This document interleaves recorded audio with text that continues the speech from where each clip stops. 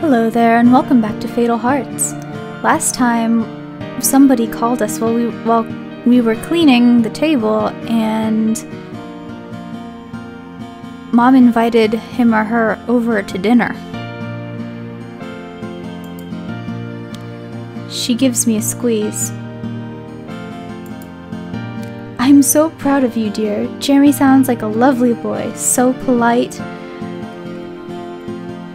Or maybe that was so polite. Well, yeah, it was Jeremy who called, in case you hadn't figured it out. He's coming over here? For dinner? I wish I had something more impressive than a family-sized bucket of chicken for... Pardon me. I wish we had something more impressive than a family-sized bucket of chicken to offer. I hurry to finish cleaning up the room. He's here. Jeremy steps into the room carrying a pink carnation. I barely get a chance to smell it before Mom plucks it out of my hand. She sets it on the table in a glass bud vase. I have no idea what that looks like. We sit together to share our meal. I nibble quietly at my fried chicken, trying not to get too much grease on my hands or face while Mom interrogates Jeremy. He seems totally at ease, talking about his public school, the university he's been accepted to, the part-time summer job at the computer store. Christina? He turns to me and touches my hand. Is everything alright? You're very quiet. I smile, feeling less nervous at last. Everything's fine. The rest of the meal goes smoothly. Thank you for dinner, Mrs. Robinson. Here's to you, Mrs. Robinson.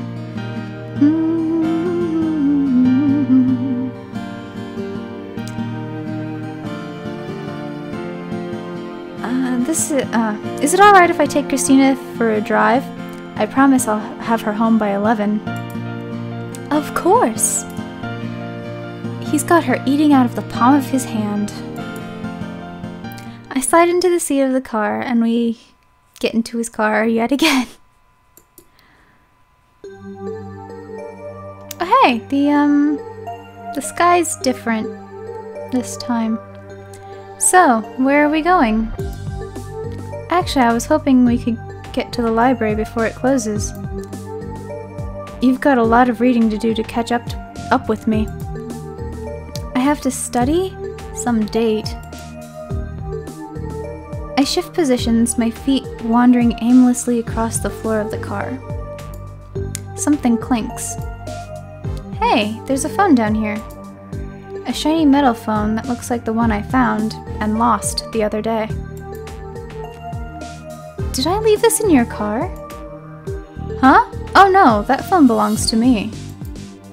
It's broken and I need to get it replaced, so I keep it in the car to remind me. I think he's lying. Empty sidewalks slide past the car window. I see no sidewalks. What are you talking about? I see the body of a doll neatly dressed but headless, lying abandoned by the side of the road with its arms reaching to the sky. Creepy. Somehow it reminds me of Lucy. Even creepier! You never really said how you and Lucy knew each other. Lucy? He laughs. I do some work for her father. I take care of his computer, so he helped me get this summer job. What made you think of her? The headless doll by the side of the road? I don't know. Nothing. I think she's probably mad at me. I warned you about that. You said she'd had some big disappointment, but she hasn't been sad or anything. People show their feelings in different ways. How would you react if you found out everything you'd believed about your future was a lie? Hasn't that already happened? You and real magic? My whole world has changed overnight. Everything I thought I could become is different now. And how does that make you feel? I don't know. I guess I feel like I want to see what happens. Everything is new and exciting, and I want to know where it's going. I'm more interested in what I can be. I'm more interested in what I can be than what I could have been. That's very sensible of you. Sometimes you just have to make the best of what you've got. Make the best of things? It's not like finding out that I can do magic. It's not like finding out I can do magic was something bad.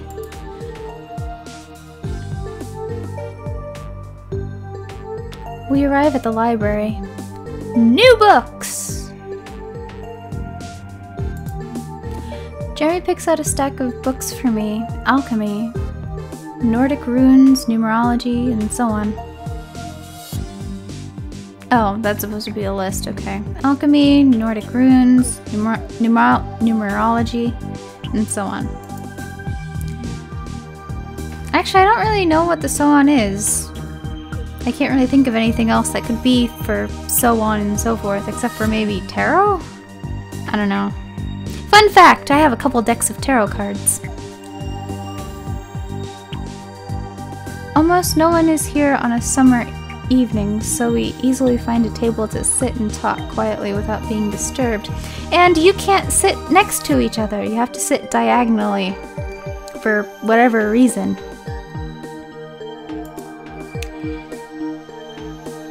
Jeremy begins to show and explain various magical symbols to me. Remember, the symbol itself isn't the magic. An ordinary person can draw these signs all day and nothing will happen. To call upon the magic, you must have the power, the focus, and the energy. I've got the power! Sorry, I'm feeling a little sing-songy today. Or, I guess it's this morning since it's after midnight. The power comes from your mind. The focus comes from ritual and practice. He traces a complicated pattern.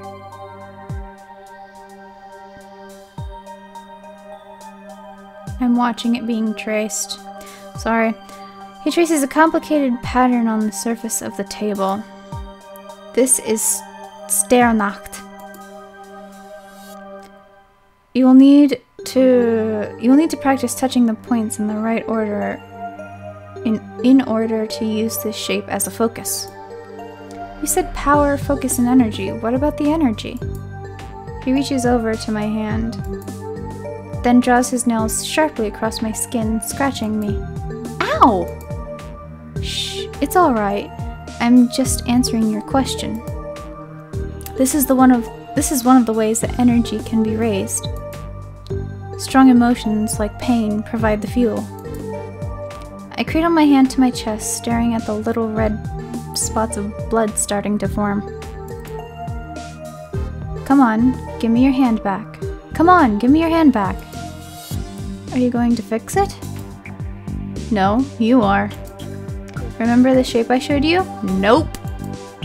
STERNACHT is a symbol of regeneration. Trace the star and heal your hand. I think it starts from that one. Or not.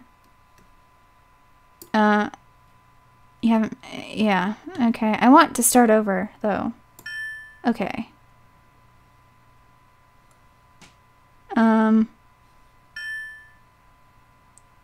Really?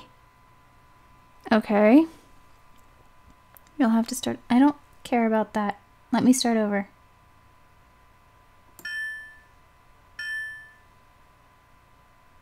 Or not.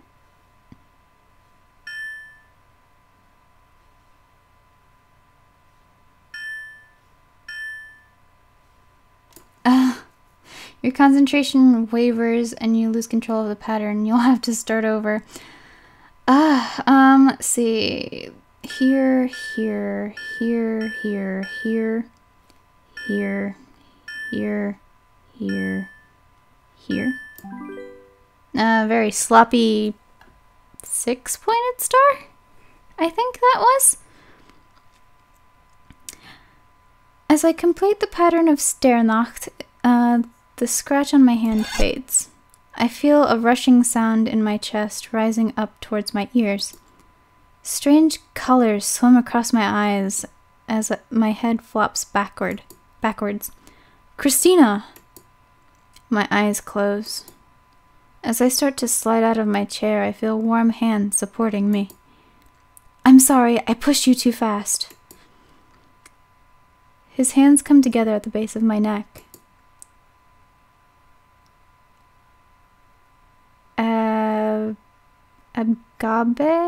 Abgaba? I don't know.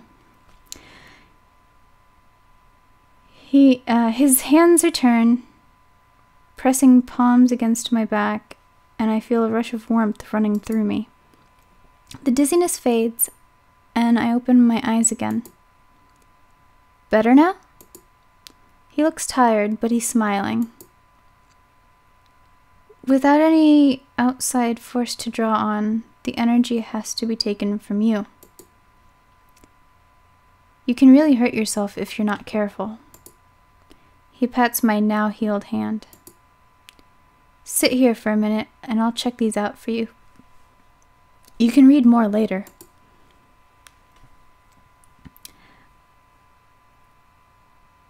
I take a deep breath. I'm okay, really. He didn't hurt me. I'm fine.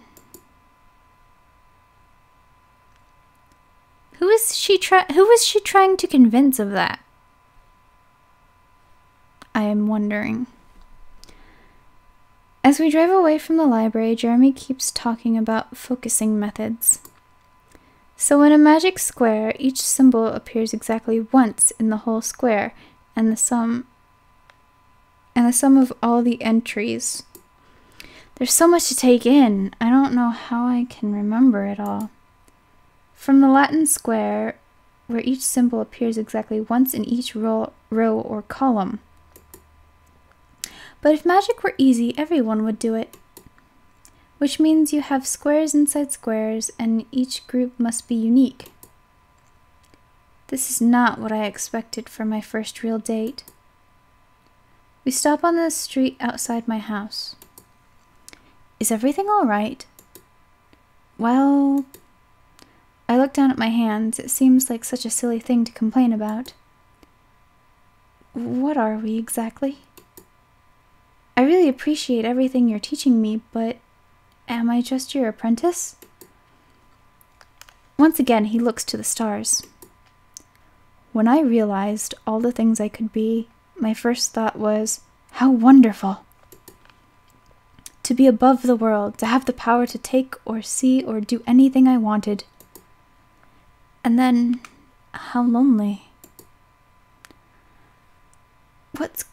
What good is the world without someone to share it with? I knew I had to find someone who could understand the things I do, who could accept magic and all its consequences. He steps closer to me, brushing the hair away from my face. I was looking for you.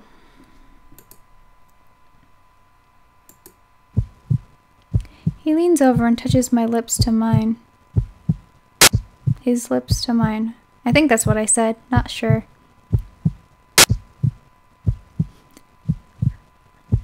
Just gonna let everybody soak this in really quick. I'm sorry about the static. I'm not sure if that's the game or if it's because I'm recording and something is wonky with that.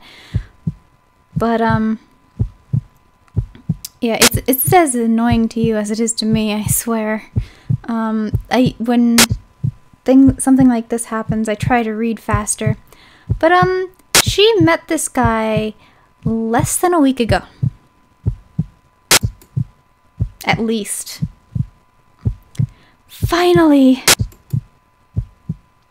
The kiss lasts only a moment before he moves away. I'll call you tomorrow, or you could call me. I don't mind. Good night. I drift up the stairs to my room with a silly smile pulling at my face. This is the best summer of my life. Dreaming. I can almost hear my heartbeat. I'm somewhere I should not be. I must not be seen. I lose myself in the darkness. Deeper, deeper. My feet slap wetly against the rough damp stones of the cave. Oh, Sebastian, why are you keeping secrets from me? There, in the shadows of the cavern, I find a large marble box with a flat lid.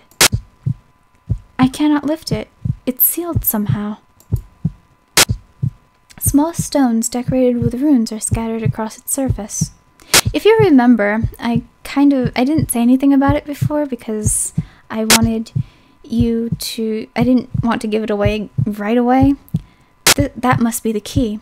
But when Jeremy was talking about the unique runes and squares and stuff, it's what this puzzle is. Right here.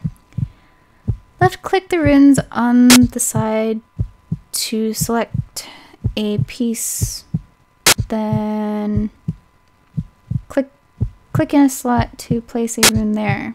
Right click to clear your choice.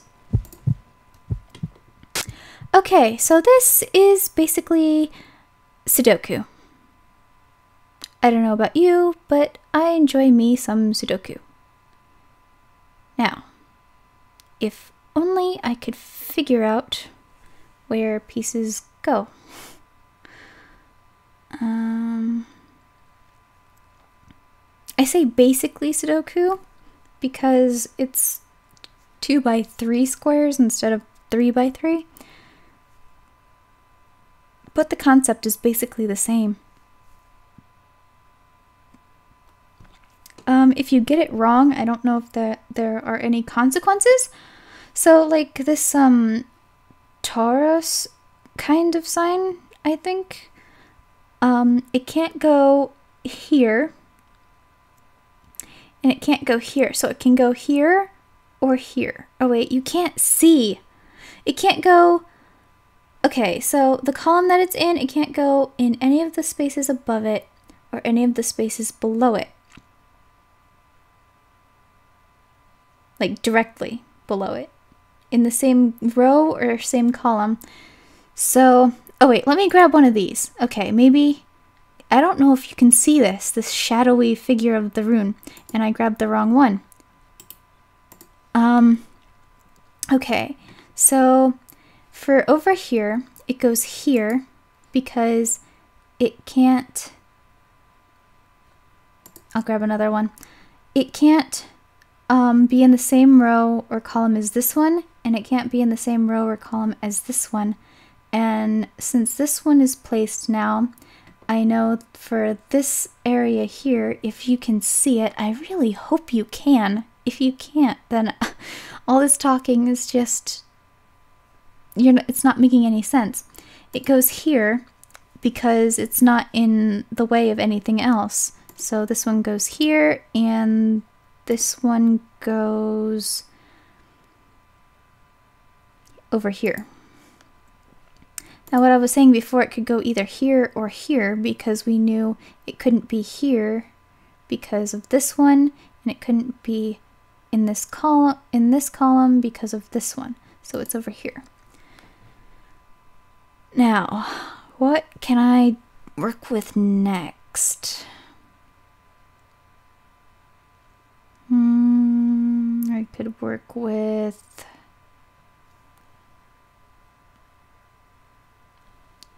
the infinity symbol. That goes there. And that's pretty much all I've figured out about that one.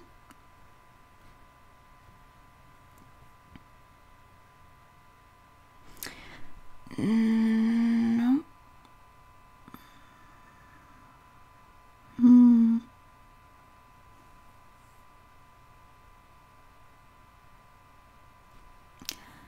And now I'm since I've pretty much explained how to do it, I'm probably going to fast forward, so see you soon, or be right back. Okay, now I think this is correct, And this is what it should look like, I believe. I'm not sure if there are multiple solutions or not. Yep, okay. But you can pause the video if you need to take a peek at that. And I think I'm gonna end it there because I'm over 20 minutes and I'm not sure how long it took me to do the puzzle because I just kind of started guessing after a while because I tried to figure it out, but I couldn't figure it out without guessing, and fortunately I guessed right. So I hope you enjoyed, and I'll see you next time for the next installment of Fatal Hearts. See you soon!